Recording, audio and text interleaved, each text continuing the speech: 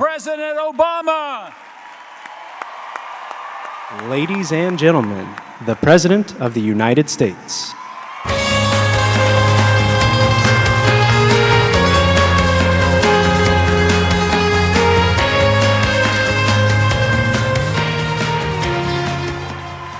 Hello, Ohio!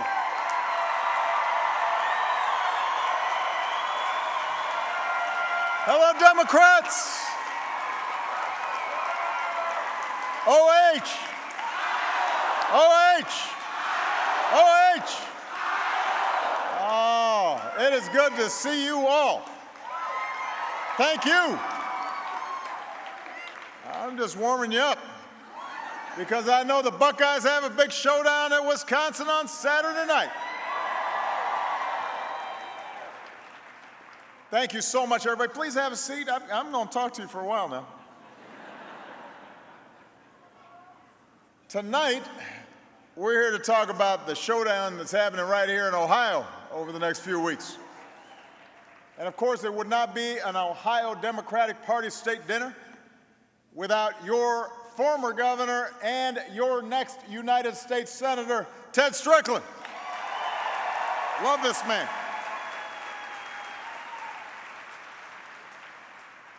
Your current senator who's fighting for you every single day, Sherrod Brown.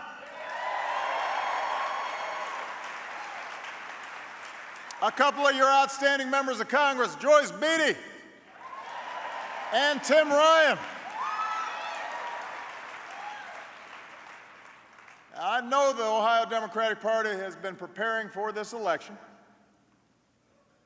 You know, a strong party depends on great public servants being elected at the local level, in the school boards, and the city councils, and the mayor's office.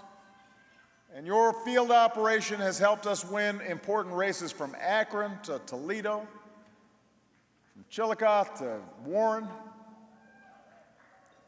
And through the spring, even as we Democrats had a hard-fought primary, you kept signing up thousands of volunteers, registering thousands of voters, organizing on campuses all across the state. You're already looking to the fall campaign. So we are going to benefit big time from the infrastructure that you've already got in place. So I just want to say thank you for giving us the edge that we need. Thanks for organizing, thanks for mobilizing, thanks for not getting tired, thanks for still being fired up and still being ready to go. Because right now is when the fruits of all that labor are going to start paying off. It is game time. Kickoff was yesterday. Early voting started yesterday. The game does not start on November 8th. The game ends on November 8th. So everybody here, enjoy your dinner. Everybody looks cute. But tomorrow, you got to put on those walking shoes. You got to start making those calls and knocking on doors. Getting everybody out to vote early. That's how we won in 2008. That's how we're going to win in 2016.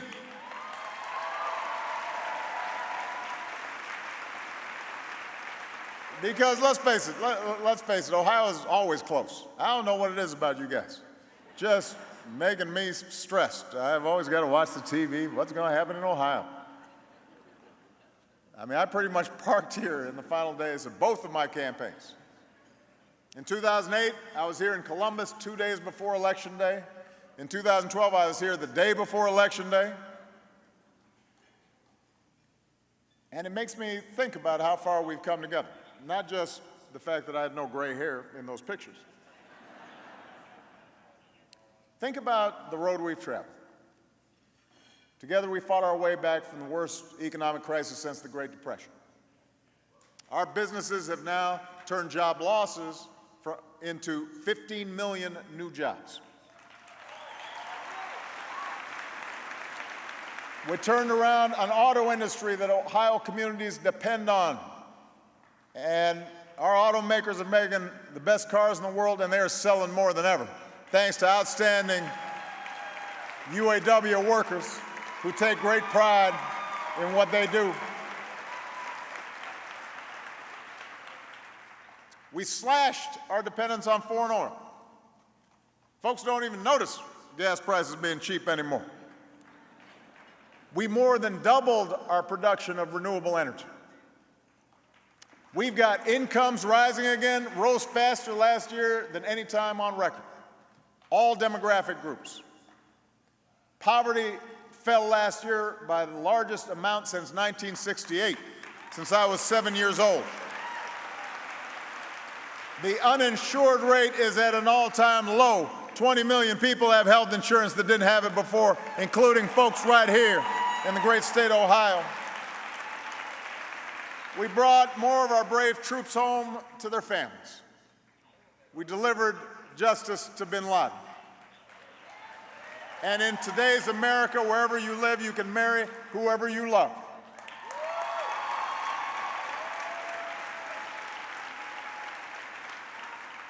We've been busy. We brought about change that's made a difference in the lives of people all across this country. There's almost no economic measure by which we are not substantially better off today than we were when I came into office.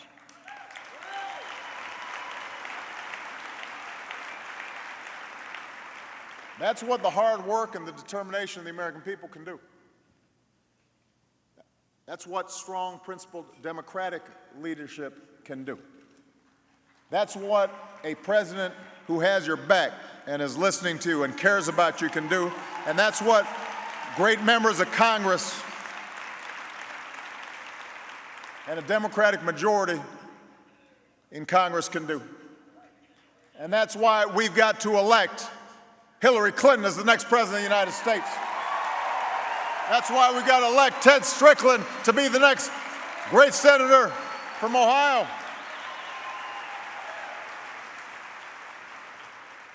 I will not be on the ballot, but everything we've done is going to be on the ballot. Oh, Lord, what's going on now? Who's hollering? I can't even see you. Well, it's great to see you, but I've got all these folks I got to talk to. Maybe you can give me a note. Write me a letter. All right? Okay, I got you. Okay, thank you. I can't hear you that well. I promise you this will go better if you talk to one of my staff up there. I got you, okay, all right. Thank you. Okay, I've heard you. Let me now talk to everybody else. Thank you. I love you. All right. Thank you. Thank you. Thank you. I mean, I'm getting old, so I can't hear that well. I can't see that good. I got you. Where was I?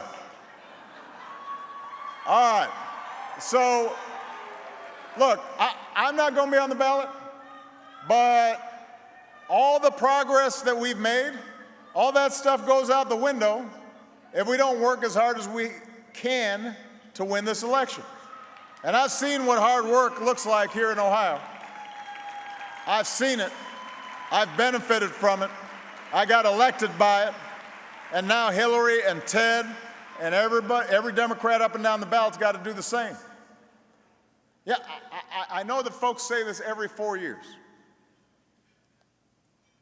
But this time it's really true. I cannot think of a more important election in our lifetimes. Because the choice between candidates has never been this stark. It's a choice between somebody who is as qualified as has ever been to run for this office. Somebody who's over and over proven that they know how to lead and know how to work and understand the issues that working families are facing. That's on the one hand. And then on the other hand, you've got somebody who each and every day, every time he talks, proves himself unfit and unqualified for this office.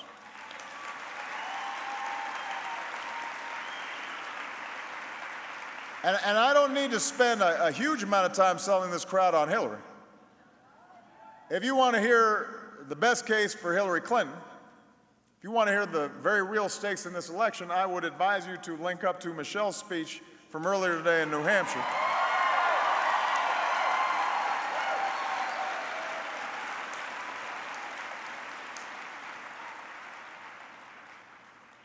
She was pretty good. I mean, that's why you get married, to improve your gene pool. So your kids end up being superior to you.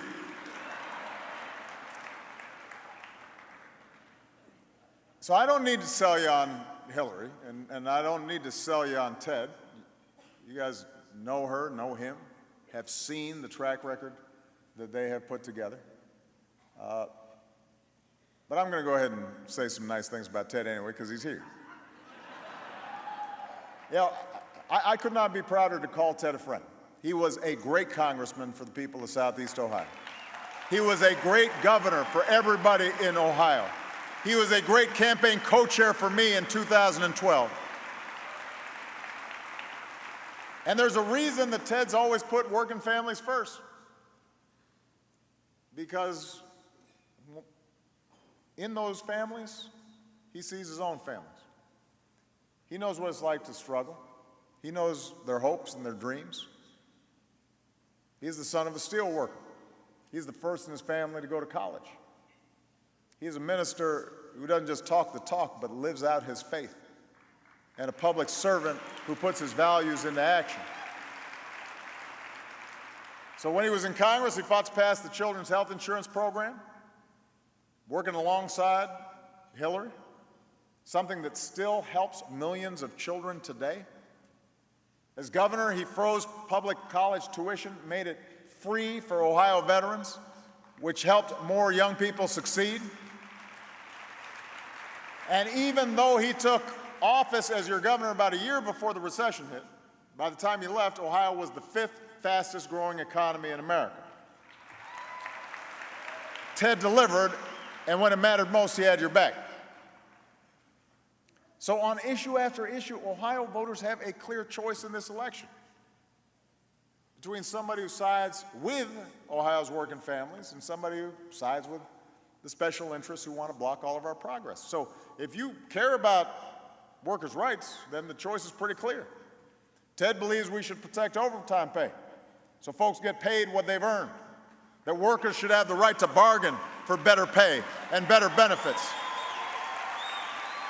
His opponent helped strip overtime from 6 million workers, backed a bill that would make it harder for workers to organize. If you care about higher wages, the choice should be pretty simple. Ted believes that in 2016, women should get equal pay for equal work. His opponents voted against equal pay 5 times. When it comes to the minimum wage, in 2015, I told members of Congress if they truly believed they could work full-time and support a family on less than $15,000 a year, they should try it. And if not, they should vote to give America a raise. Ted actually tried it for a full week. He actually did it. Walked in a minimum wage worker's shoes. Understood how hard it was. Understood the reality of a single mom who's working full-time and at the end of the day still doesn't have enough to keep a roof over her child's head or make sure that they get a good meal. That's why Ted keeps fighting to raise the minimum wage. And his opponent has voted against it again and again and again. So that's the choice in this election. If you care about keeping our cops and our kids safe, you've got a choice. Ted Strickland supports common sense gun safety measures like background checks, keeping assault weapons out of the hands of terrorists. Shouldn't be controversial. His opponent blocked background checks and opposed a bill to stop people on the terror watch list from buying a gun. That's why, as of last month, the NRA has spent more money against Ted Strickland than on all the other House and Senate races combined. Think about that. If you care about our justice system and our most fundamental rights, then you got a choice. Ted thinks we should have a full Supreme Court. That didn't used to be a controversial position. Apparently it is now. His opponent has helped to deny a simple yes or no vote to somebody who almost everybody agrees may be the most highly qualified nominee in history. Why? Does he think President Trump should fill the seat with somebody instead? Does he have confidence that that would go well? Which brings me to another fairly substantial difference. Unlike his opponent, Ted Strickland has never supported Donald Trump. Hadn't done it. Now, I understand that Ted's opponent's finally withdrawn his support from Donald Trump after looking at the polling, now that it's politically expedient. But he supported him up until last week. So I guess it was okay when Trump was attacking minorities, and suggesting that Mexicans were rapists, and Muslims were unpatriotic, and insulting Gold Star moms, and making fun of disabled Americans. I guess that didn't quite tip it over the edge. Why was that okay? And now he says he'll vote for the vice presidential nominee instead. Except that guy still supports Donald Trump. Does anybody really think that Ted's opponent is going to be a check on a Trump presidency? Are we really going to risk giving Donald Trump the congressional majority he'd need to roll back all the progress that we've made over the past 8 years? Look, we know that most Republicans don't think the way Donald Trump does. Even in a banquet like this, full of hardcore Democrats. We have Republican friends. We got Republican neighbors. We at the Little League game, soccer game, parent-teachers conference, we meet them. Some great people. We don't even think that most Republican politicians actually really believe that Donald Trump's qualified to be president. I know because I talk to them. They're all like, man, this is really bad. We're just trying to get through this. But so the problem is not that all Republicans think the way this guy does. The problem is that they've been riding this tiger for a long time. They've been feeding their base all kinds of crazy for years, primarily for political expedience. So if Trump was running around saying I wasn't born here, they were okay with that as long as it helped them with votes.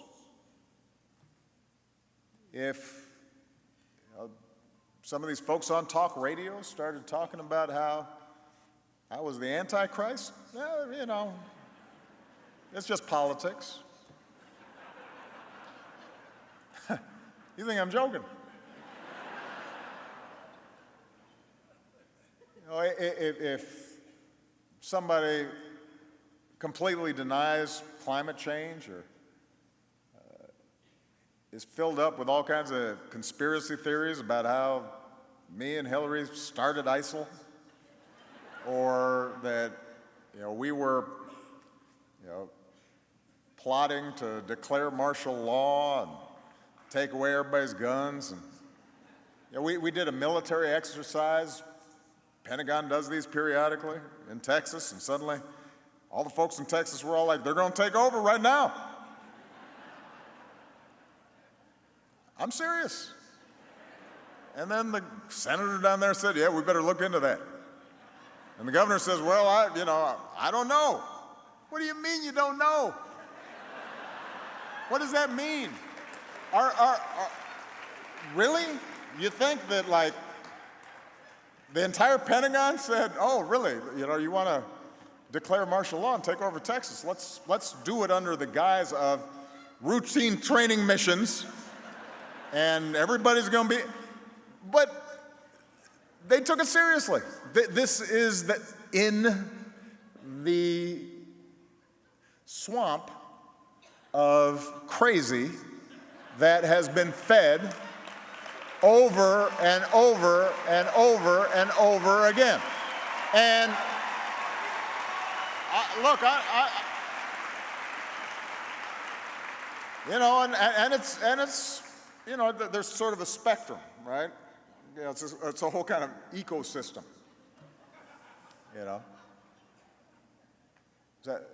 And look, if I watched Fox News, I wouldn't vote for me.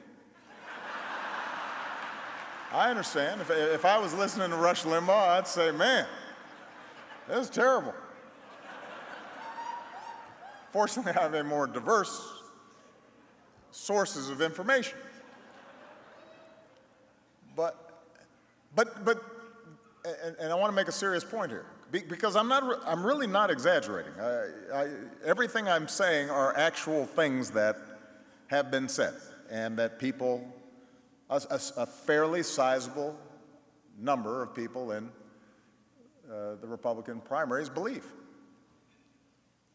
And the people who knew better didn't say anything. They didn't say, well, you know what, I disagree with his economic policies, but that goes too far.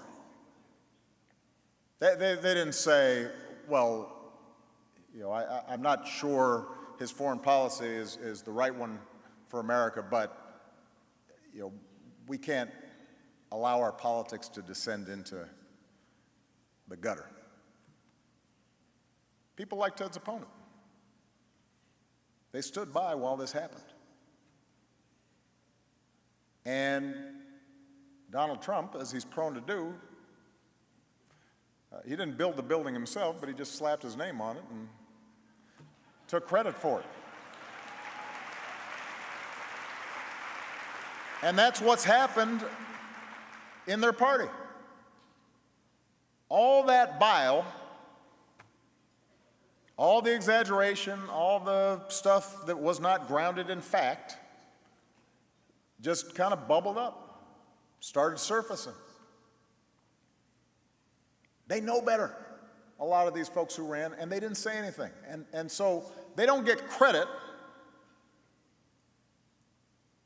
for, at the very last minute, when finally the guy that they nominated and they endorsed and they supported is caught on tape saying things that no decent person would even think, much less say, much less brag about, much less laugh about or joke about, much less act on.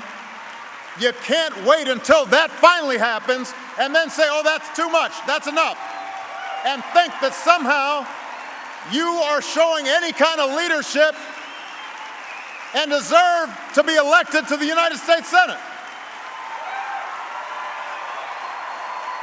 You don't get points for that.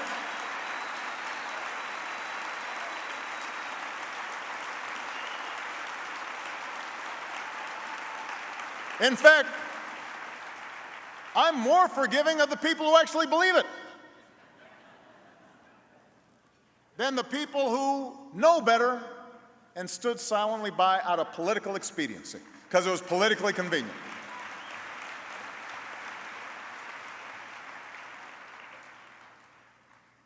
And if your only organizing principle has been to block progress and block what we've tried to do to help the American people every step of the way, so you're not even consistent anymore. You claim the mantle of the party of family values. And this is the guy you nominate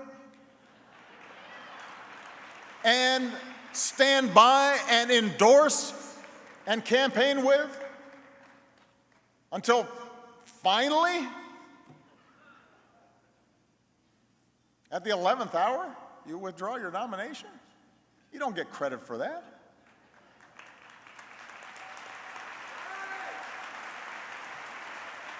You're the party that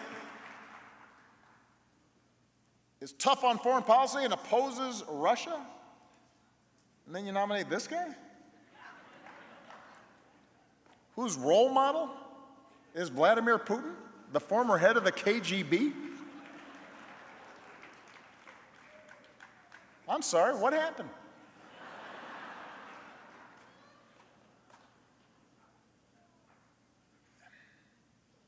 It's disappointing. It really is. Because yes, I'm a Democrat, but I'm an American first. And I actually believe in, even here in the state of Ohio, they opposed us trying to save the auto industry upon which hundreds of thousands of jobs depend. And then when it works out pretty good, you're taking credit for it. Man, look at this economy, it's gone great. Yeah. But you sure didn't help. It wasn't because of your policies. That's not why Ohio grew. That's not why folks got back to work. So the point is, if your only agenda is either negative, negative's a euphemism, crazy, based on lies, based on hoaxes, this is the nominee you get. You make him possible. Now they're shocked. It's like, you remember that movie in Casablanca? The guy walks in, shocked that there's gambling in this establishment. Young people may not understand that reference. Go back, watch Casablanca. Great movie, Humphrey Bogart.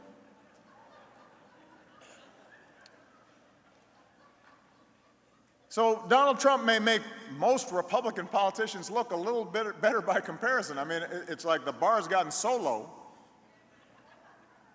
But these are the same Republicans who tried to block us from rescuing the economy.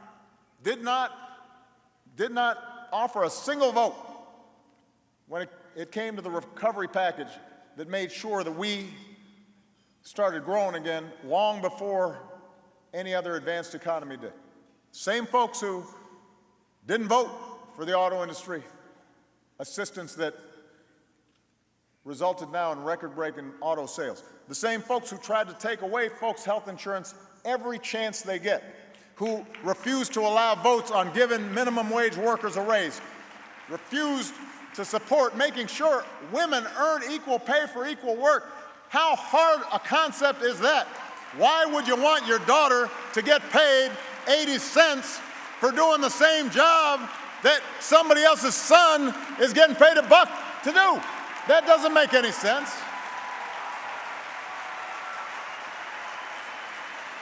So don't act like this started with Donald Trump. I mean, he did take it to a whole new level. I got to give him credit. But he didn't come out of nowhere. And that's why we've got to win this election at every level. That's where you come in, Democrats. That's where your work will make a difference. That's where all the volunteer recruitment and the voter registration and the campus organizing comes into play. Because when Democrats have everybody on the field, we can't lose. And the other side knows that. That's why they're always trying to make it harder for folks to vote. Which, by the way, that's a big difference between our parties. We're the only advanced democracy that has one party's central principle being, let's make it harder to vote. Doesn't happen other places. We don't think more voices participating in our democracy makes us weaker. Just like we don't try to divide people by race or faith or orientation or gender. We believe we're stronger together, not divided. And if we keep speaking to America's hopes over their fears, and if we inspire them rather than divide them, if we have concrete plans to respond to the very real challenges that folks face with the same sense of urgency and compassion and empathy that we feel in our own families and our own communities, if we care about every kid the same way we want this country to care about our kids, then we'll win in November. I know that, at times this has been a deeply dispiriting election year. And as I think back to 2008 or even 2012, and the sense of energy and hope that we felt, and I think about all the incredible work that we've done and the promises that we've delivered on, sometimes you wonder, how did we get to the point where we have such rancor? And there are a lot of theories about it. People have real struggles in pockets of this country. Change is happening fast, sometimes faster than we feel like we can absorb. There's a constant stream of information coming at us, and so much of what attracts attention is the bad news instead of all the incredible things that are taking place in every corner of this great land.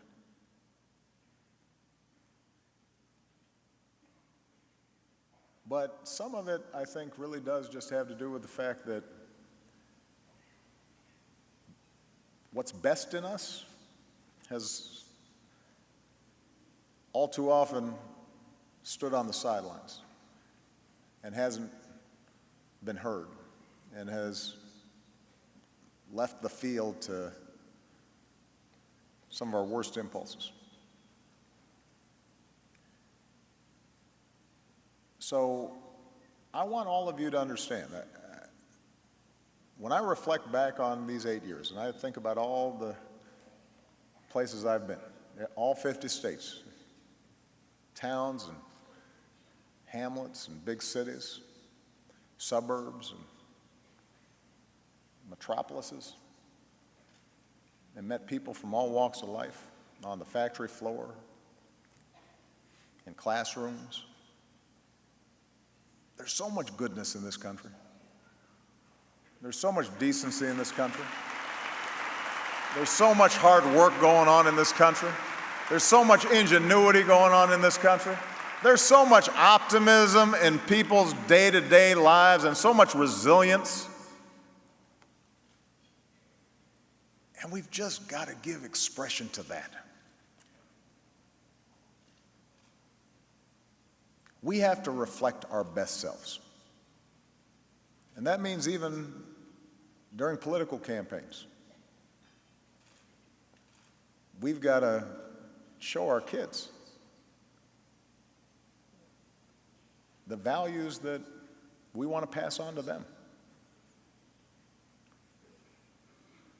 And you know what? The Democratic Party is not perfect. I can say that even in a Democratic Party dinner. We have our own blind spots and we have our own disagreements. We have interest groups that oftentimes are understandably thinking about their narrow slice of the issue, and sometimes we contribute to sort of the lack of civility in our politics. We don't always check ourselves. There are times where we're not consistent in what we expect from our own leadership versus others. The times where we ignore inconvenient truths ourselves. But what I'm really proud about, what I continue to fundamentally believe, is that at its core, the Democratic Party believes that everybody counts. The Democratic Party believes in ordinary working people being able, if they're working hard, to get ahead. The Democratic Party believes that we got to leave a country and a planet that's better than the one we inherited for the next generation.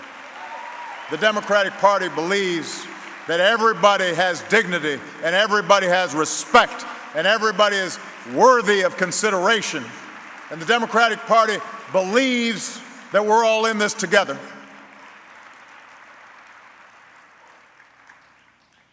And that's what we have to show for the next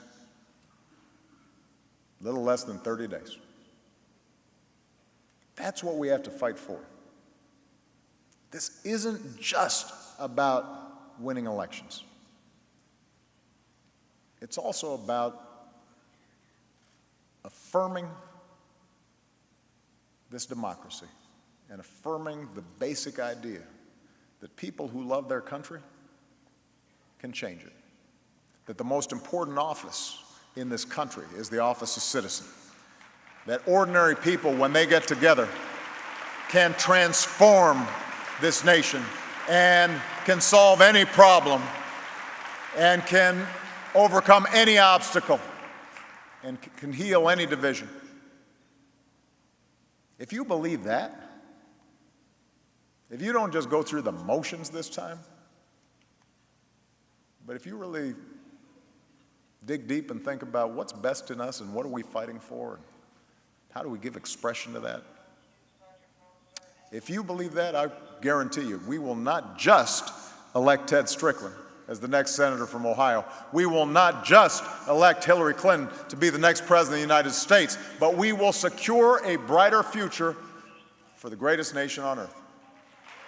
And I'm going to be right there with you as a citizen of these United States. I'm going to work hard, and I'm going to organize, and I'm going to mobilize, and I'm going to make some phone calls, and I'm going to knock on some doors. And I want you along there with me, because we got to keep this thing going, because the journey's not done yet, because I'm still fired up, and I'm still ready to go. Thank you, Ohio. God bless you. God bless the United States of America.